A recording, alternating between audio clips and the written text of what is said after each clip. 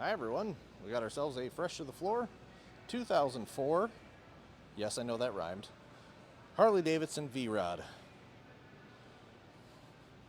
We have dual disc front brakes going on up here.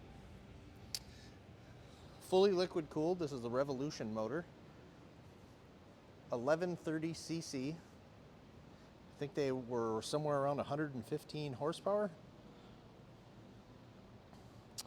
Spinning 9,000 RPMs. This bike only has 7,212 miles.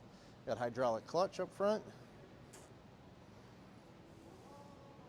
This bike does have a security system on it as well. Vance and Hines slip-ons. Got some LED turn signals out back. Bike's in awesome condition.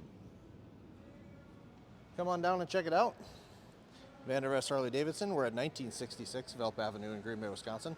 If you have any questions about the bike or would like to schedule an appointment to come and see it, give us a call at 920-498-8822.